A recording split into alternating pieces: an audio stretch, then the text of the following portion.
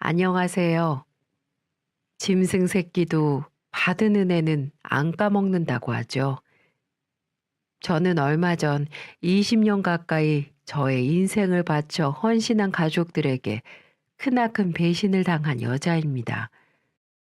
제 품속으로 낳진 않았어도 정말 새엄마라는 소리 듣고 싶지 않아 매일 밤을 가슴을 졸여가며 힘들게 키웠는데 그 대가는 너무 가슴이 찢어질 듯한 고통을 선사해 주더군요. 여러분들에게 바로 그 얘기를 해볼까 합니다. 저는 지금까지 두 번의 결혼 생활과 두 번의 이혼을 했어요. 제가 이런 과정을 겪기 전까지는 이혼을 많이 한 사람을 볼 때면 분명 그 사람들에게 문제가 있으니 이혼당하는 거라고 생각했어요. 그래서 속으로 손가락질도 하곤 했었습니다. 그런데 저도 결혼을 하고 가정을 꾸리다 보니 내 뜻대로 되지 않는 게 바로 결혼 생활이더군요. 첫 번째 결혼을 했을 때는 전 남편과의 사이에서 아기가 생기지 않았어요. 병원을 가봐도 몸에 좋은 음식들을 먹어도 임신이 되지 않았어요. 3대 독자로 귀하게 자란 시댁 식구들은 나중에 제가 불임이라는 사실을 알고는 가차없이 쫓아내 버리더군요. 그러면서 그동안 2년 동안 결혼 생활을 해준 대가로 3천만 원을 주었습니다. 남편이란 작자는 시댁 식구 뒤에 꽁꽁 숨어 잘 가라고 손을 흔들어 주는 겁니다. 제가 그런 남자와 한 입을 덮고 잤다는 게 너무나 수치스러웠어요. 눈에는 눈물도 나오지 않았습니다. 어떻게 생각하면 잘된 일이라고도 생각했거든요. 내가 혹시라도 임신이 돼서 아이를 낳은들 저런 남편 밑에서 행복한 가정을 꾸릴 수 없었을 거라는 생각이 강하게 들었기 때문입니다. 그래서 결국은 33살의 나이에 첫 번째 이혼을 하게 되었죠. 아이를 가질 수 없는 저주받은 몸, 그건 여자에게는 시한부 선고나 마찬가지였어요. 특히나 저도 친정에서 외동딸이었기에 결혼하면 자식을 3명 이상 낳아서 집안이 북적북적 사람 나는 냄새가 나는 가정을 꾸리는 게 제 소원이었습니다. 하지만 이 비천한 몸으로는 그 소원을 이룰 수 없게 돼버린 거죠. 아이를 가질 수 없던 저는 그 이후에 누구와도 결혼을 꿈꿔보지 못했습니다. 종종 연애를 하긴 했었지만 제가 불임이라는 사실을 밝히는 순간 마치 약속이라도 한 듯 남자들은 제 곁을 떠나고 말더군요. 절 사랑한다고 무릎을 꿇고 프로포즈한 사람, 하늘의 별도 따다 줄 것만 같았던 그런 남자들까지도 불임이라는 두 글자에 저를 벌레 보듯 쳐다보며 이별을 통보하더군요. 처음에는 자존심도 상하고 울기도 많이 울었지만 나중에 되니 그런 것도 적응이 돼서 눈물도 나오지 않더군요. 비참한 현실이었습니다. 그러다가 37살이 되어 한 사람을 만나게 되었고 그 사람은 나이는 42살에 아들 둘을 키우고 있는 이혼남이었습니다.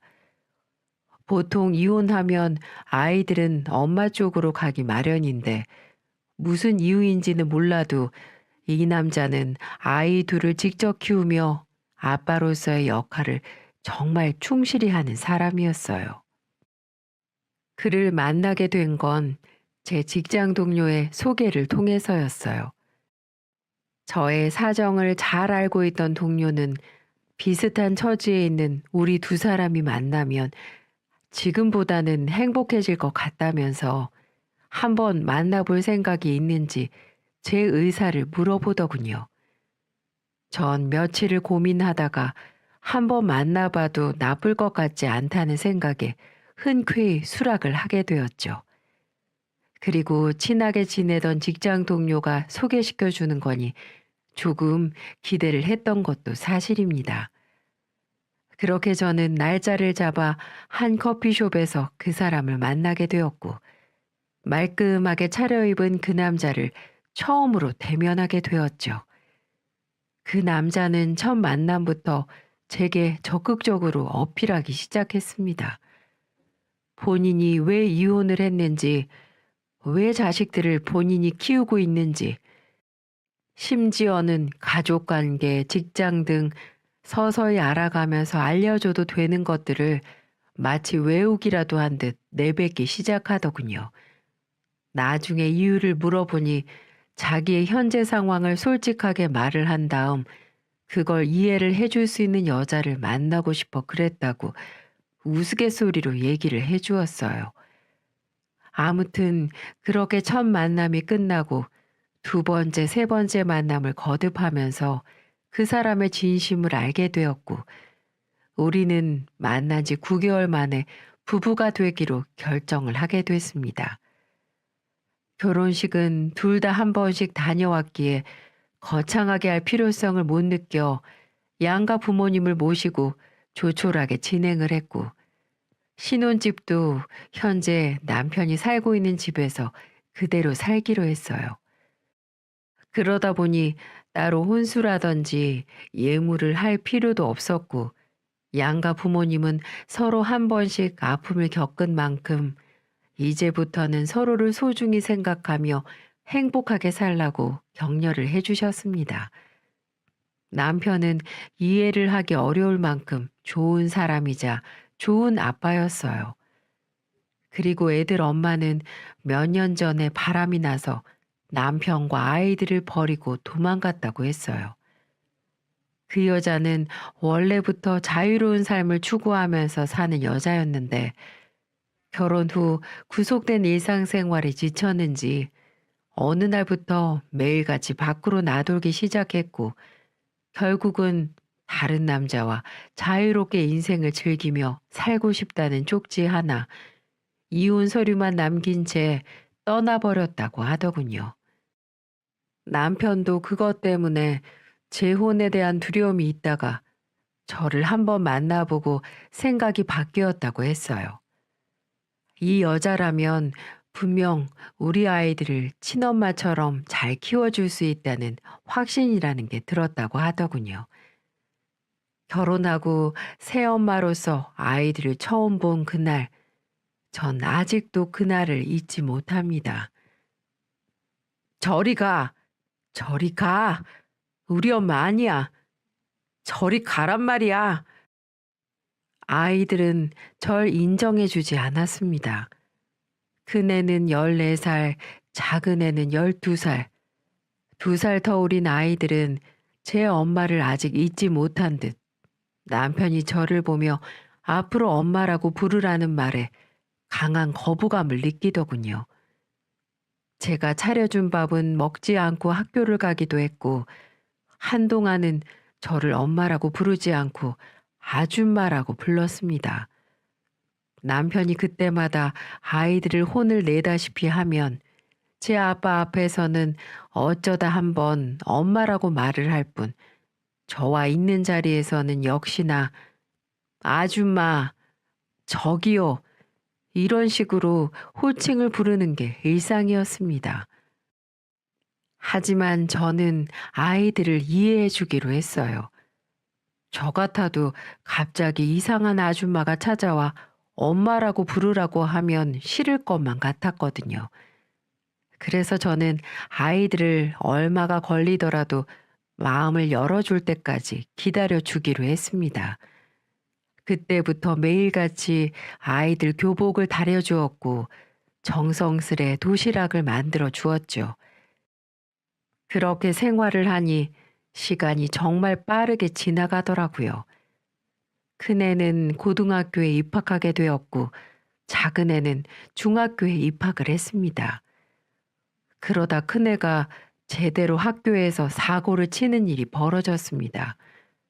같은 학교 학생 한 명을 7명이서 집단으로 따돌림을 했다는 거였어요. 돈을 뺏는 것은 물론이고 심하게 폭행까지 했다고 하더군요. 피해 학생은 전치 8주가 나올 정도로 심각하게 다친 상황이었고요. 저는 선생님의 연락을 받고 회사에 출근한 남편 대신에 학교에 불려가게 되었죠. 직접 가서 들어보니 잘못하면 퇴학까지 당할 수 있는 심각한 상황이었습니다. 그 자리에는 담당 선생님, 교장 선생님, 가해 학생의 부모들, 피해 학생 부모님들이 모두 모여 있는 상황이었죠. 가해 학생들 부모님들 중에는 제발 퇴학만은 막아달라고 피해 학생들 부모에게 무릎까지 꿇는 부모님들도 있었어요. 저도 우리 아들을 낙오자로 만들 수가 없어 무릎을 꿇었습니다. 어머님, 아버님, 죄송합니다. 모두가 다 제 잘못이에요. 제가 가정교육을 잘못 가르쳐서 일어난 일입니다. 제가 이렇게 빌겠습니다. 피해 보상 원하시는 만큼 해드릴게요. 그러니 제발 선처 부탁드립니다. 여기서 우리의 낙오자 되면 평생을 낙오자로 살 거예요.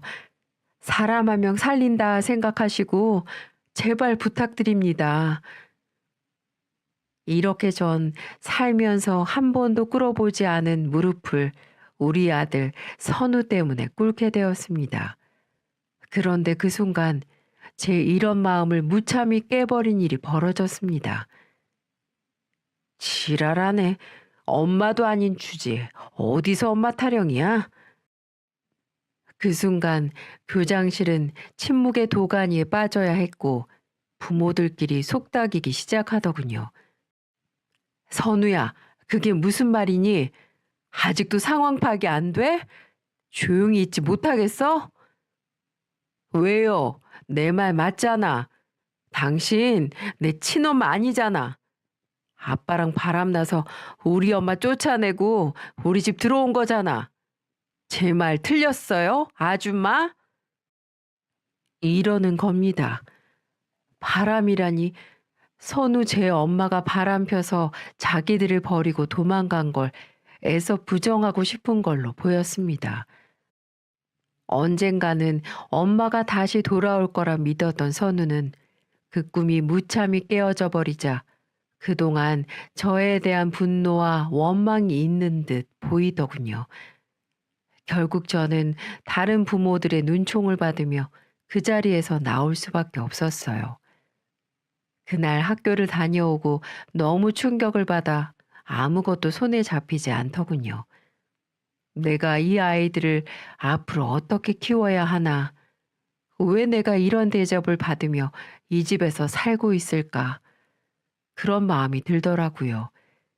그래서 굳은 마음을 먹고 가방을 싸서 친정에 가려는 순간 한 아이가 울면서 제 손을 잡아주었습니다.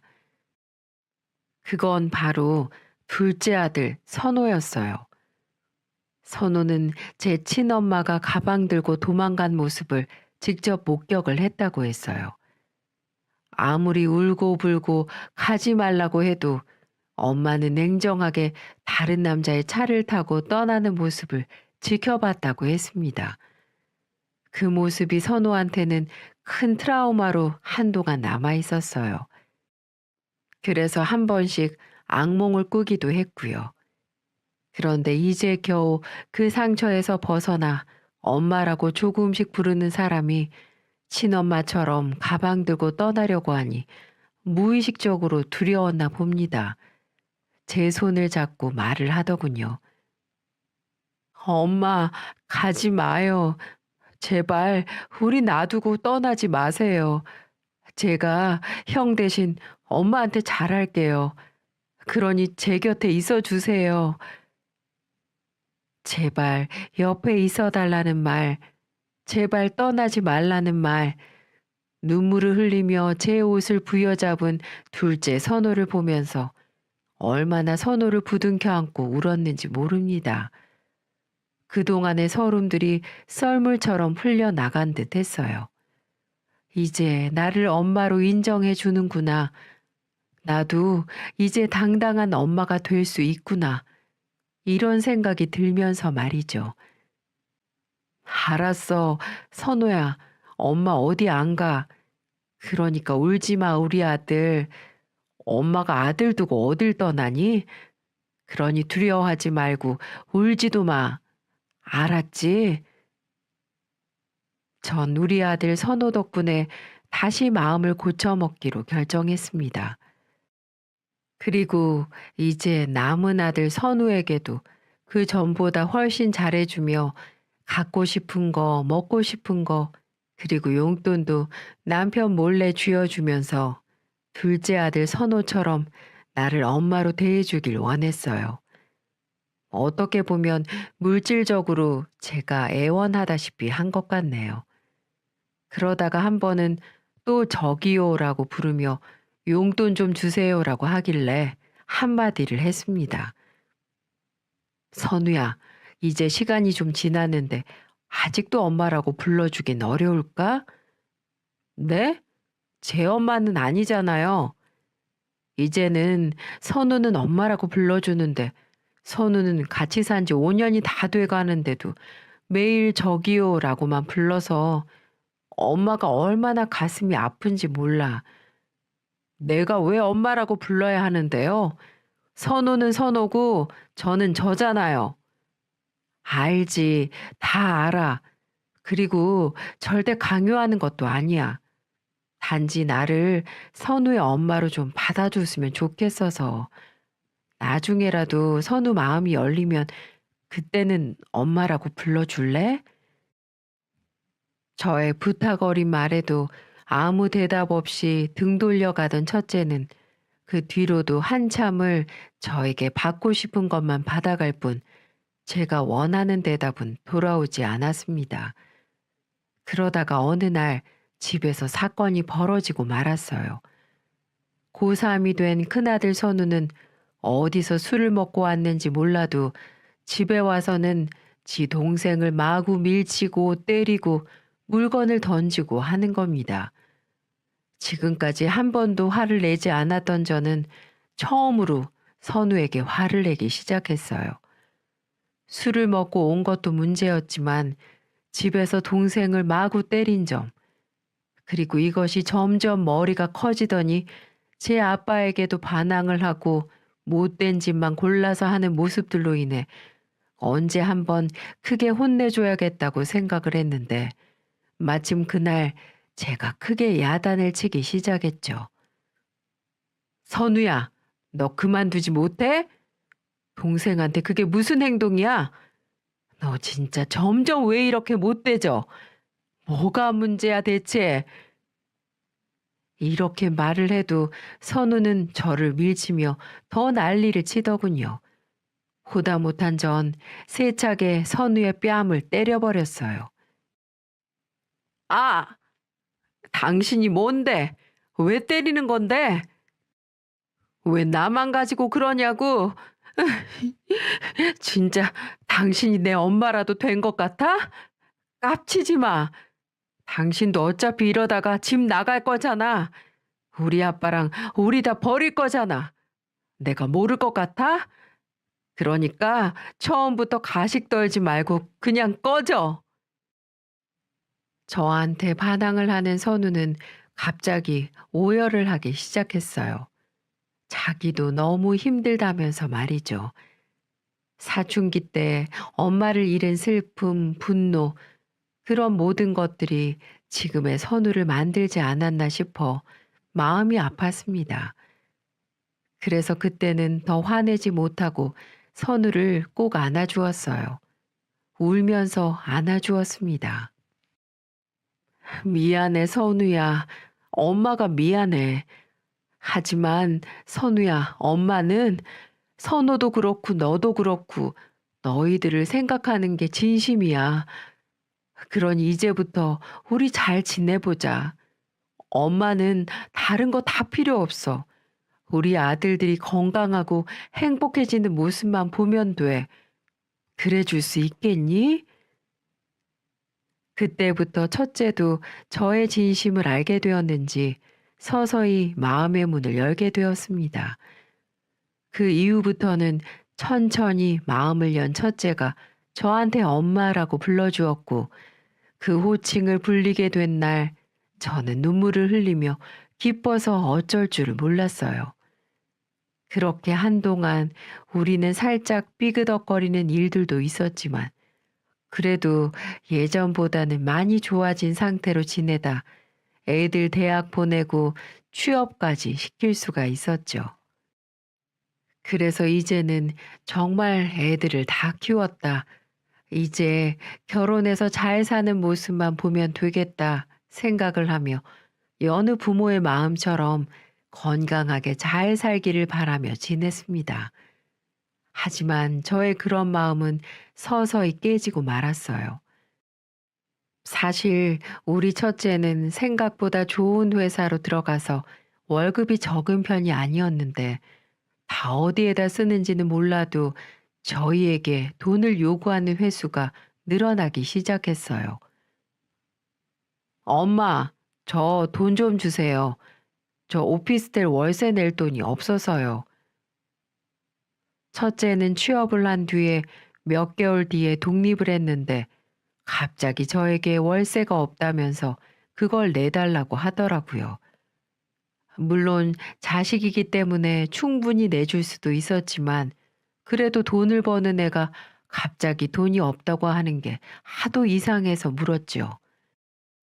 돈이 없다고? 너 얼마 전에 월급 받은 거 아니야? 왜 돈이 없어? 아, 그냥 없어요. 아무리 돈 벌어도 사회초년생한테 돈이 얼마나 많이 들어가는지 아세요? 그러니까 빨리 좀 주세요. 막무가내로 돈이 없다고 그냥 무작정 보내달라고만 하는 아들에게 저는 한 번은 월세를 내줄 수도 있다고 생각을 해서 보내주었습니다. 근데 이게 여기에서 그치지 않고 거기에서 더 하더라고요. 엄마, 카드값 200만 원 내주세요. 생각보다 오바됐어요. 엄마, 중고차 사게 1000만 원만 주세요. 다른 친구들은 다 타고 다니는데 저만 없어요. 내가 큰아들인데 이 정도는 해줄 수 있잖아요. 엄마, 오피스텔 관리비 안 냈다고 다 끊어버린대요. 이 한겨울에 난방도 안 되고 얼어 죽게 생겼어요. 관리실 전화해서 저 대신 관리비 좀 내주세요. 이런 식으로 이건 뭐 부탁이 아니라 명령이었어요. 둘째 놈은 돈 달라는 소리를 일절 안 하는데 돈 버는 첫째가 그렇게 얘기를 하니까 참 이해가 안 되더라고요. 그래서 처음에는 남편과 상의해 중고차도 사주고 몇 번 도와줬다가 부모한테 자꾸만 손만 벌리는 습관을 좀 고쳐줘야겠다 싶어서 나중에는 일절 도와주지 않았습니다. 이제 더는 안 돼. 너는 돈도 버는 애가 부모한테 용돈을 못 주더라도 네 건 네가 알아서 살아야 할 것 아니야. 언제까지 부모한테 손 벌릴래? 아, 진짜 치사하게. 그거 얼마나 한다고 그러세요? 엄마라는 사람이 자식한테 그런 것도 못 해줘요?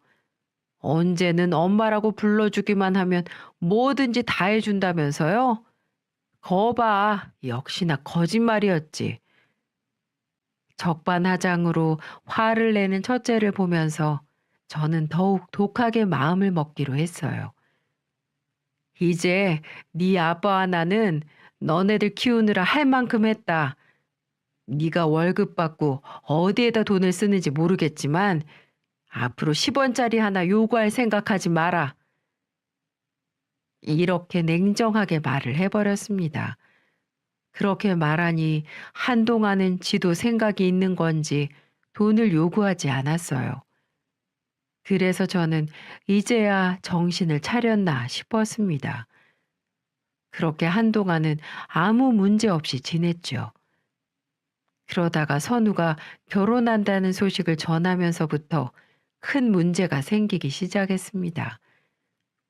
남편은 어느 날 선우한테 연락이 왔다면서 결혼할 여자가 있다고 말을 했다는 거예요. 그래서 전 그 소식을 듣고 너무 기뻤습니다. 아들이 결혼을 한다는데 기쁘지 않을 엄마가 어디 있겠어요? 그런데 몇 달이 지나도 집에 한 번도 그 결혼한다는 아가씨를 데리고 오지 않는 겁니다. 그래서 남편에게 물어보게 되었죠. 여보, 선우는 결혼할래 안 데리고 온대? 왜 이렇게 소식이 없어? 아, 뭐, 나중에 소개시켜 준다고 하더라고. 알아서 하겠지 뭐.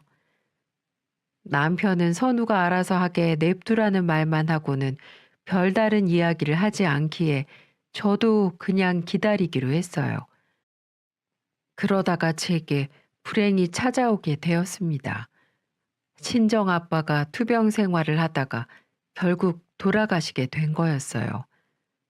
저와 남편과 둘째는 장례식장에 머무르며 가시는 날까지 배웅을 해드렸습니다. 얼마나 가슴이 아팠는지 몰라요.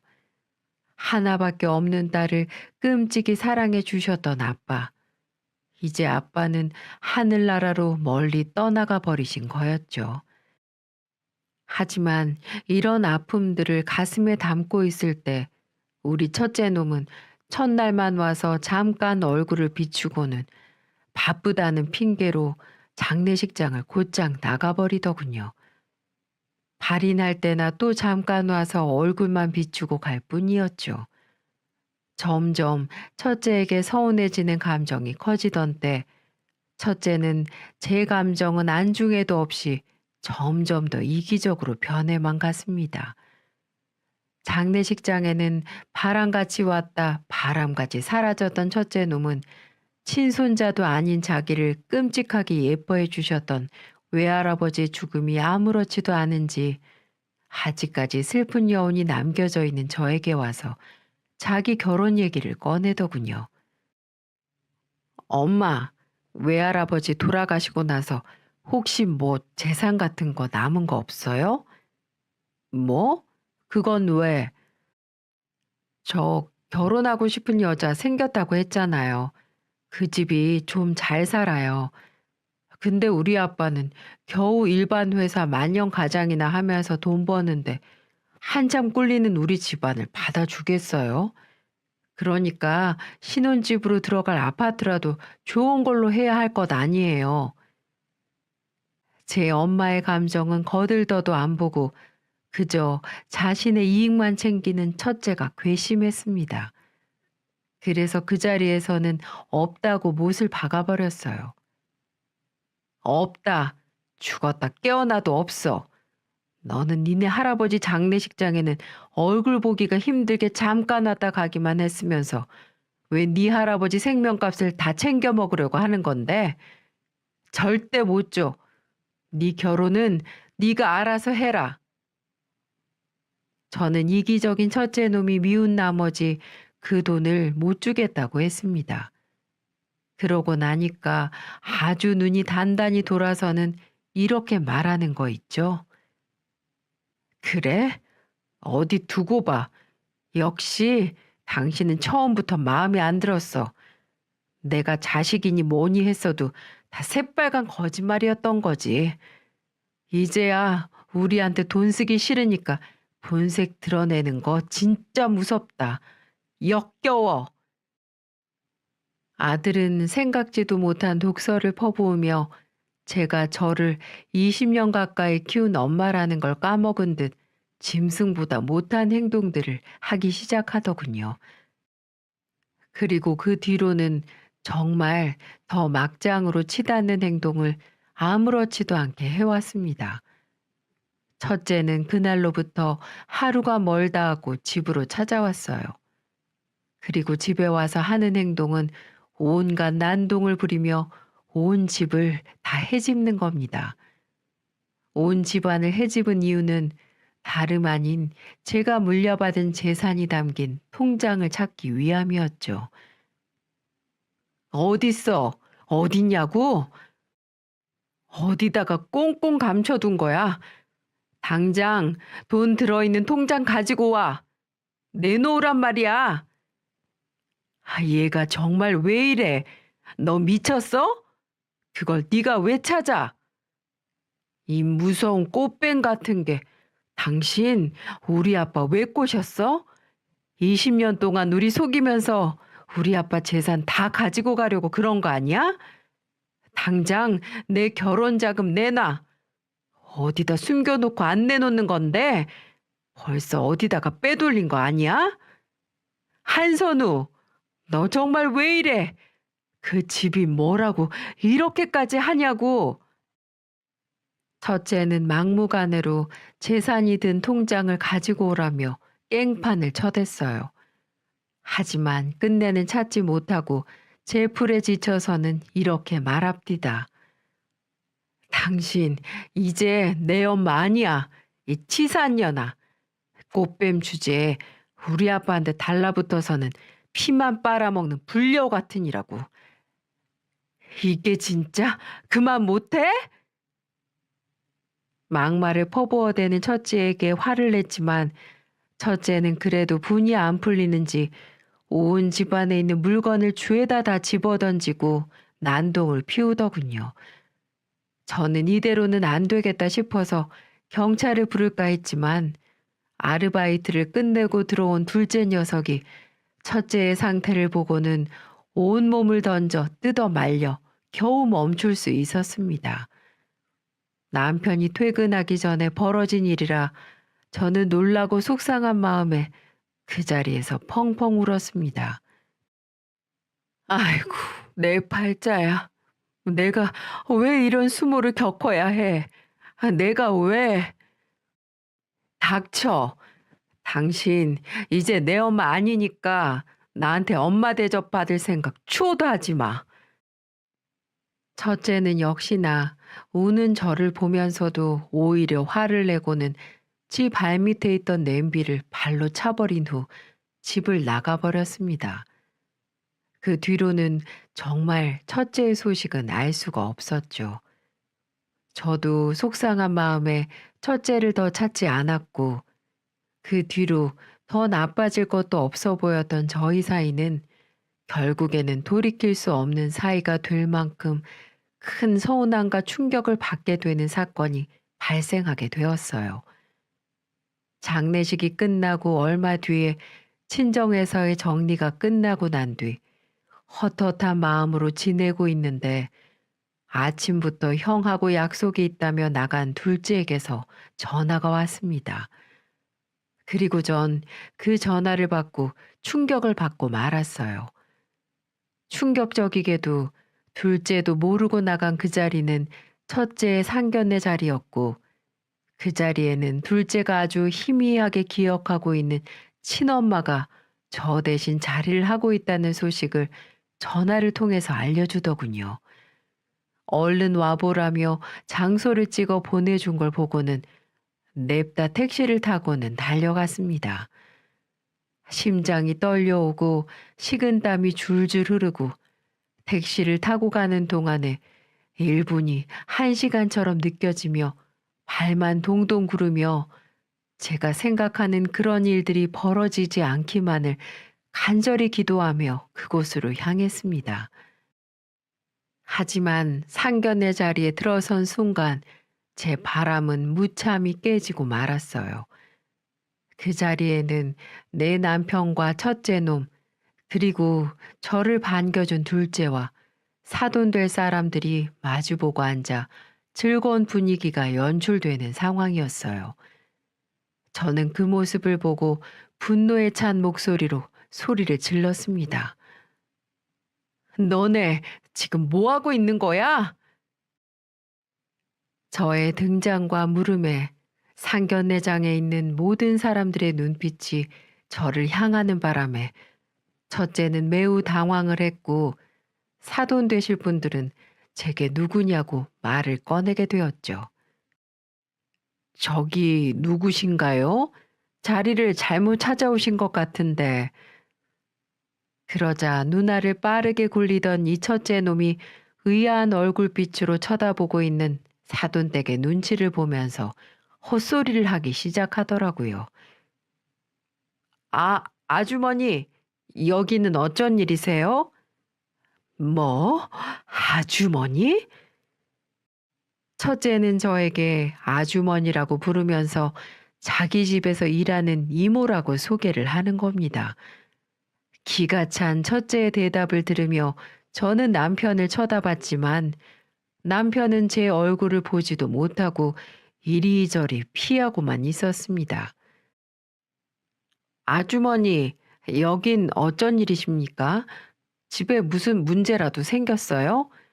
이따가 연락드릴 테니 일단은 나가주시죠. 라고 첫째는 다시 한번 말을 하더군요. 그래서 저는 모든 진실을 폭로하기 시작했어요. 내가 가정부야? 내가 니네 가정부냐고. 내가 20년을 가까이 너네 엄마로 네 부인으로 살았는데 이 천벌 받을 것들아. 너네가 그러고도 무사할 것 같아? 웃기지 마. 너네 다 벌 받을 거야. 벌 받을 거라고. 그리고는 얼굴을 감싸고 그 자리에서 땅을 치며 오열을 했습니다. 너무 서러웠어요. 제 인생이 너무 불쌍했어요.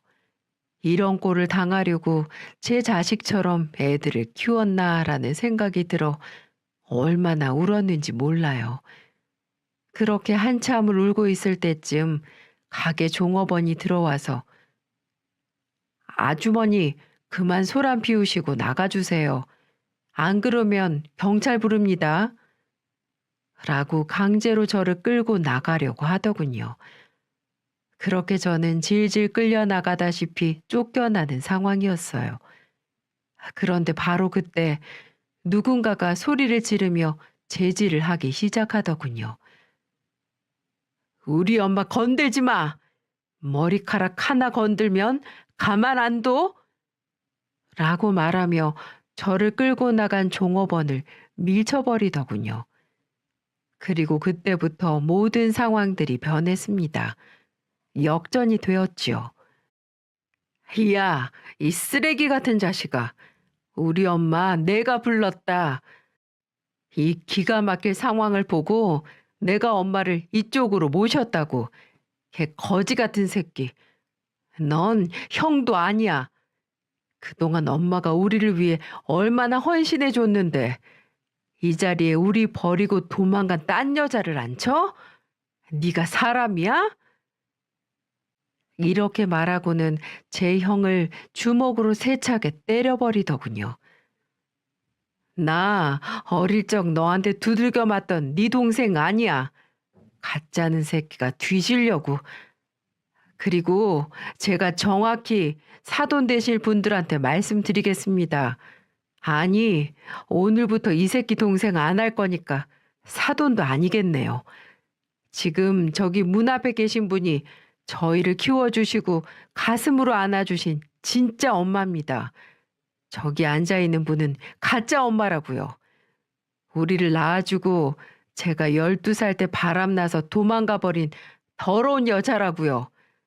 저도 저 여자가 왜 이 자리에 앉아있는지 모르겠는데 당신들 이 새끼한테 속은 겁니다. 그러자 상견례가 발칵 뒤집혀지고 말았습니다. 자네 말해보게. 저 말이 사실인가? 저분이 20년 동안 키워주신 분이 맞으셔? 첫째 놈은 아무 말도 하지 못했습니다.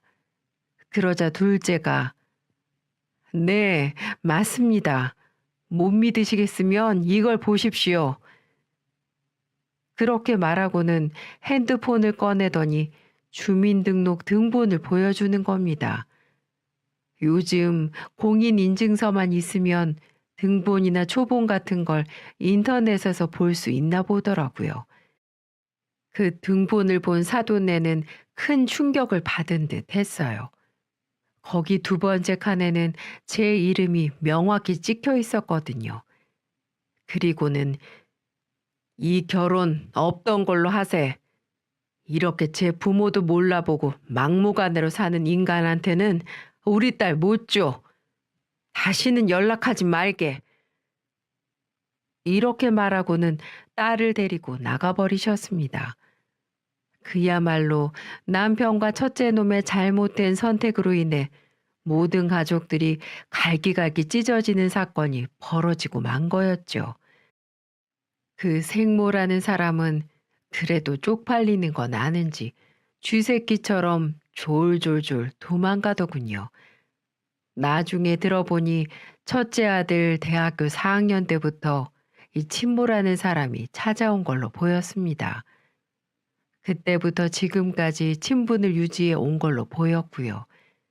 그동안에 취업을 해서 직장을 다녀도 돈이 없었던 이유가 월급을 받는 족족 전부 이 여자에게 바치느라 돈이 없었던 거였어요. 그래서 매번 제게 손을 벌렸던 거였습니다. 너무 괘씸했어요. 월급 받았다고 내복 한 벌 사준 적이 없던 놈이 그동안에 친모에게 돈을 해다 바치고 있었다니. 저는 그런 말들을 듣고 상견례일도 그렇고 이제는 정말 인연을 끊어야 되겠다는 생각을 하게 되었죠. 그리고 무엇보다 남편에게 큰 배신감을 느껴 이혼을 결심하게 되었습니다. 누구보다 믿었던 사람, 언제나 내 편이라고 생각했던 남편의 이중적인 모습에 저는 치를 떨고 말았어요. 그래서 통보를 하게 되었죠.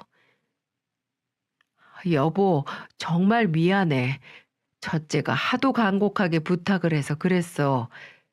지 친엄마 축복받으면서 결혼하고 싶다고 울면서 이야기를 하는 통에 아유 정말 미안하오. 미안해. 됐어. 당신도 그 여자한테 가서 살아. 첫째 데리고 가서 살라고. 상견례장에서는 생판 남인 것처럼 하더니 왜 이제 와서 빌고 지랄인데? 나 이제 당신 부인으로 못 사니까 당장 이혼해. 저는 남편에게 이혼을 요구했고 그 자리에서 집을 나와 버렸습니다. 결국 남편이 이혼을 받아들이지 않자 저는 소송까지 가게 되었죠.